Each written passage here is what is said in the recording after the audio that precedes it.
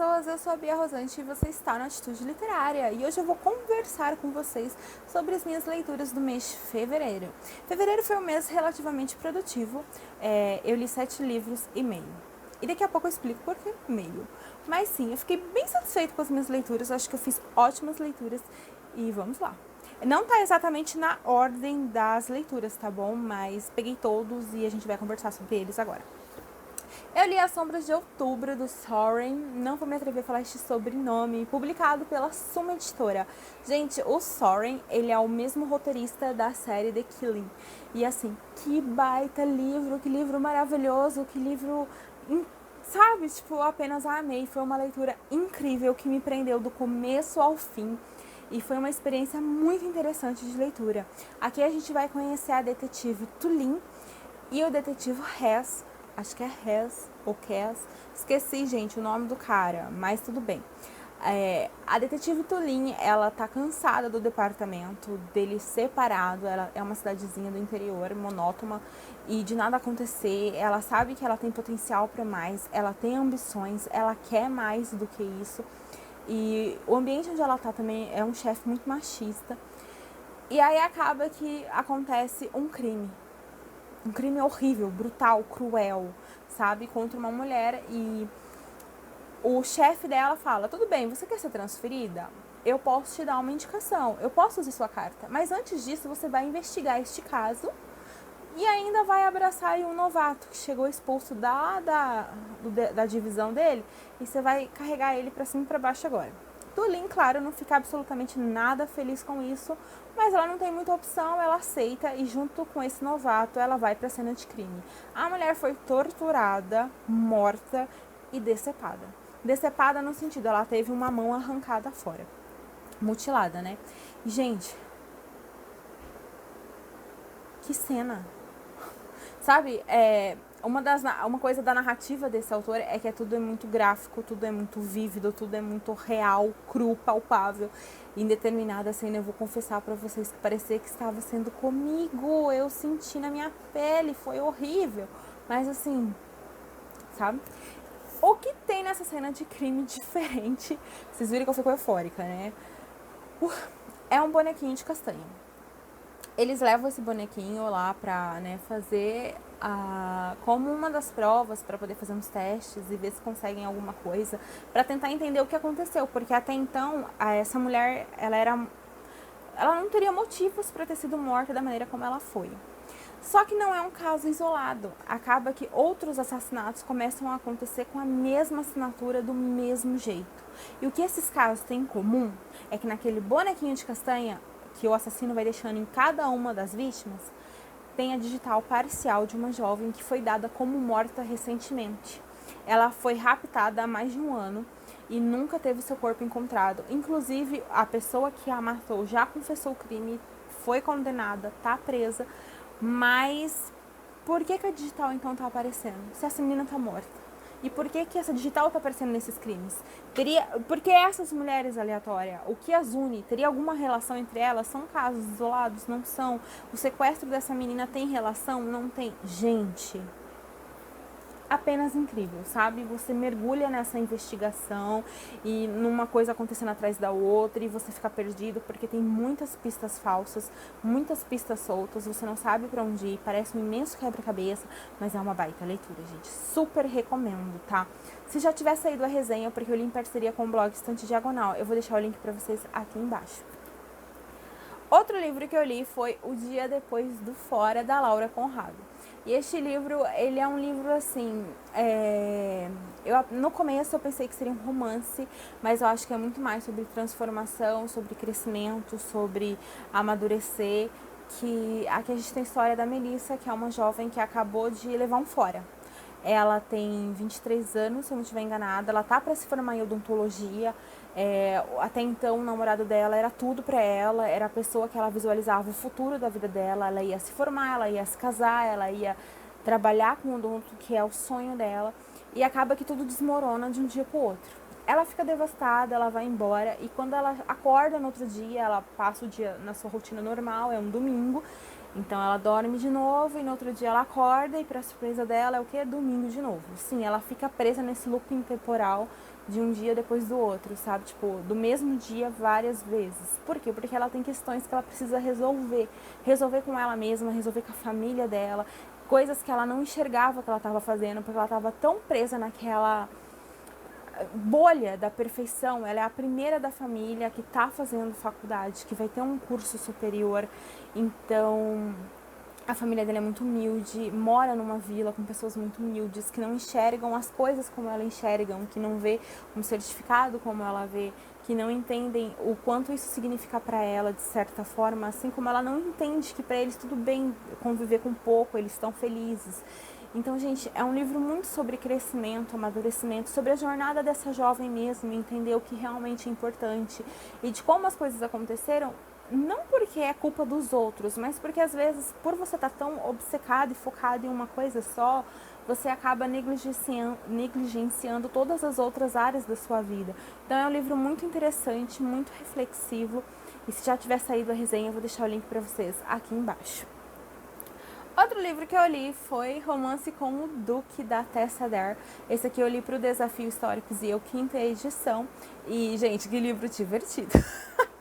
Eu não imaginava que fosse dar tanta risada quanto eu dei. A nossa protagonista é totalmente petulante. Ela é impulsiva, ela é maluca, eu acho que ela já chegou na ideia de que ela já perdeu tanto que ela não tem mais nada para perder. Ela tá numa situação abaixo da linha da pobreza, o pai dela morreu, deixou ela sem absolutamente nada, ela tá passando fome, ela tá passando necessidades, ela não sabe o que fazer da vida, até que ela recebe a notícia de que ela ganhou um castelo num testamento e ela vai lá para aquele lugar, só que quando ela chega lá na propriedade, já tem alguém reivindicando a propriedade, dizendo que não é dela, que é dele, que ele nunca vendeu a propriedade. E o Duque que tá lá, gente, meu Deus do céu, o Duque também passou por uma situação muito ruim, então ele tá muito amargurado, ele tá remoendo tudo aquilo ainda, e ele quer se livrar dela e ao mesmo tempo ele começa a sentir uma certa atração por ela, porque ela o intriga, ela o desafia, ela não enxerga com a limitação que ele tem, sabe? Então, gente, que livrinho gostoso, muito bacana. Também, se já tiver saído a resenha, eu vou deixar o link para vocês aqui embaixo. Para o meu desafio Desempilhe a Ellie, eu li A Guerra que Salvou a Minha Vida, e o que eu tenho a dizer sobre este livro é: leiam. Primeiro, que a edição da Dark Side Books está incrível, impecável, maravilhosa. E segundo, porque que livro mais amor, mais atencioso, mais incrível. Ai, gente, dói meu coração só de pensar nessa história. Aqui a gente vai conhecer a Ada, que é uma menininha de 10 anos. E ela mora num minúsculo apartamento com a mãe e com o irmãozinho Jamie, de 6 aninhos. A Ada, desde que ela se entende por gente, ela cuidou do Jamie desde que ele nasceu. A mãe é uma... Nossa, eu não sei nem como descrever, sabe? Relapso, egoísta, idiota. Eu não sei, gente, sabe? Mas é uma mulher cruel, cruel, cruel, cruel, que só pensa nela própria, que não consegue enxergar as necessidades dessas crianças. Então essas crianças passam fome. A Ada nasceu com um pé torto, é uma condição médica, e a mãe taxou isso como um defeito, como algo muito ruim, e nunca sequer olhou para essa menina. Então essa menina, ela rasteja dentro do apartamento para todos os lugares, inclusive ela nunca saiu dali de dentro. São 10 anos morando dentro de um apartamento e nunca saindo dele. Então a Ada, ela não conhece absolutamente nada. O que ela sabe de mundo, de vida, é o que ela vê através da janela do apartamento, nos poucos minutos que ela pode ficar lá, em que a mãe não expulsa ela de lá, e pelos olhos do irmãozinho, que agora começou a ir para a escola, porque a Ada também é proibida de ir para a escola, porque como ela é deformada, ela não precisa estudar. Quem vai querer ela? Então vocês imaginam o quanto essa menina sofreu psicologicamente, fisicamente, porque ela é castigada, ela é humilhada, ela é oprimida, ela é tudo. Então quando vem a notícia de que Londres vai ser evacuada porque vai ter o bombardeio, a guerra está avançando, e eles decidem mandar as crianças para o interior para que as crianças tenham alguma chance de sobreviver, a mãe da Ada fala que ela não vai, porque ninguém vai querer cuidar dela, mas o Jamie vai. E como a Ada é a figura materna do Jamie, ela se recusa a deixar o irmãozinho sozinho. Então ela faz um esforço sobre-humano, sabe? Com dores absurdas, mas ela consegue dar os primeiros passinhos sozinha, sem ninguém para incentivar, sem nenhum sapatinho no pé, toda machucada, mas ela vai com o Jamie pro interior. E quando ela chega lá, é uma transformação de vida, de aprendizado. Porque a pessoa que a acolhe, apesar de no primeiro momento não querer acolher, por não saber como cuidar de uma criança, a trata com muito mais respeito, com muito mais amor, com muito mais proteção, com muito mais liberdade do que ela jamais imaginou que um dia ela poderia ter. E, gente, ai, que história linda, ver se florescer. Eu acho que é engraçado porque a gente tem 2 pontos de equilíbrio na Ada, sabe? A Ada que tem uma maturidade muito grande por tudo que ela passou, e a inocência da Ada que não sabe nem o que é grama, que não entende muitas vezes o que as pessoas estão conversando porque ela nunca ouviu aquelas palavras.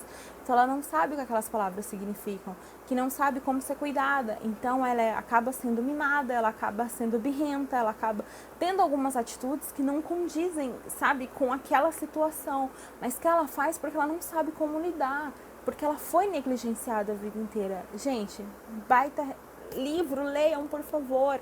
Eu já separei para ler agora, em março, A Guerra que Me Ensinou a Viver, que é o 2º volume da duologia, gente. Baita livro mesmo, leiam. Eu li também Namorado por Acaso, da Aline Santana. E aqui também temos uma história muito leve, muito divertida, gente. Realmente que você lê rapidinho. Que aqui a gente tem o Hugo de la Vega, que tá ali numa despedida de solteiro. E ele faz tudo que ele falou que ele não ia fazer, entendeu? Inclusive ir pra um quarto com 4 mulheres diferentes e perder a aliança do casamento. E quem que não deveria ver e acaba vendo? A vizinha de porta dele no hotel. E aí, gente, a confusão tá armada. Porque a vizinha tem plena certeza de que ele é um noivo e que ele tá atraindo a noiva e que ela precisa alertar essa noiva. A situação que eles se metem é hilária, gente. Vocês precisam ler. A Aline tem uma narrativa muito fluida, muito leve, muito envolvente, com protagonistas carismáticos. E aqui não é diferente, né? O namoro acontece por acaso, porque acontece uma situação em que o Hugo faz uma proposta, a personagem feminina, que eu esqueci o nome agora, gente, desculpa, acaba aceitando. E então eles fingem, né, esse namoro. Só que, claro, né, gente, a atração vai ser impossível de resistir. O Hugo e a família dele é incrível. A noiva do irmão do Hugo é incrível. Apenas leiam, sabe? Muito bacana mesmo. E também li Amante Sombrio, esse aqui pro desafio IANUAL, né? A primeira leitura era entre janeiro e fevereiro, então aqui está. Vai sair o vlog, o diário de leitura, não é um vlog, é um diário de leitura para vocês. Então não vou falar muito sobre, a não ser que é um livro muito legal, gente, muito legal mesmo. Agora minha cachorra tá tendo um acesso de latição sem parar, porque ela é assim. Então aqui nós temos a história do Wright e da Beth, né? O Art, ele é da Irmandade da Daga Negra, na verdade ele é o rei, mas ele rejeita essa posição. E a Beth é uma jovem jornalista que não faz a menor ideia que esse universo existe e que ela é filha de um irmão da Irmandade da Daga Negra, e nem que ela é uma mestiça e que ela vai passar por um período de transformação, de transição e se tornar uma vampira. Então a gente não sabe se ela vai sobreviver, se ela não vai sobreviver, quem vai ajudar ela nessa transição. Então acaba quem? A figura mais sombria, o mais temido, o mais puro de todos, Wright. E, gente, vocês conferiram lá meu diário de leitura, eu não vou falar muito sobre ele aqui não, gente, porque eu já falei muito sobre este livro lá, então vai lá conferir. Em e-book, eu li Apenas Amigos, da editora Bookmarks. Eu vou deixar a capa para vocês conferirem também. Este livro me surpreendeu porque quando eu peguei a capa e a sinopse, eu achei que se trataria de um romance chick-lit, ou um romance levinho, sabe? Tipo, melhor amiga se apaixona pelo melhor amigo e romance. Mas não, é um livro, gente, que tem uma camada muito mais profunda, que tem uma discussão muito mais interessante, que é abuso de autoridade, assédio sexual, assédio moral, drogas. E caraca, sabe? Eu não esperava me surpreender tanto com a narrativa quanto eu me surpreendi. Se já tiver saído a resenha, eu vou deixar o link pra vocês aqui no box. Se não, muito em breve vai sair. Fiquem de olho lá no Atitude Literária. Mas, gente, me surpreendeu mesmo, sabe? Eu sei que tem um romance. Ele tá em constante crescimento e evolução ao longo da narrativa. Mas ele ficou muito aquém de tudo o restante que a autora tinha pra falar e trabalhar. Então foi uma grata surpresa. Em e-book, que é a minha meia leitura, eu li O Iluminado, a parte 1, 2, 3. E, gente, porque ninguém falou que quem ia me deixar com medo no banheiro. Tá sendo incrível. Eu tô gravando um diário de leitura também, então muito em breve eu vou trazer pra vocês esse diário de leitura. Mas assim, eu não sabia o que esperar. É minha primeira leitura de Stephen King e tá sendo uma grata surpresa. Apesar de eu achar que tem horas que o King peca pelo excesso, sabe? Tipo, ele gosta de falar as coisas nos mínimos detalhes. Ele tem, né, uma vasta explicação ali. Mas é muito bacana, gente. Tá sendo muito legal mesmo conhecer a narrativa do Stephen King. E eu só tenho a agradecer ao Bruno do Leitor Noturno, porque ele que criou o Clube de Leitura Noturno. Então a gente é um grupo ali de 40 pessoas lendo O Iluminado e debatendo sobre este livro. E tá sendo uma experiência muito legal. Eu não esperava gostar tanto quanto eu tô. Eu entrei neste clube de leitura justamente porque ele vai de contra tudo que eu leio, sabe? Então vai ter bastante terror, vai ter bastante livros que eu não pegaria para ler normalmente, mas que o clube vai ser esse desafio, vai acrescentar isso na minha vida de leitora. Então eu tô muito feliz, muito ansiosa por todas as leituras incríveis que eu sei que eu vou fazer de agora em diante. Então, pessoal, essas foram as minhas 7 leituras e meia. Eu espero que vocês tenham gostado. Deixem nos comentários se você já leu algum, se você gostou, se você não gostou, se você concorda com o que eu falei, se você não concorda com o que eu falei. Se inscreve no canal, ativa as notificações e até uma próxima. Tchau!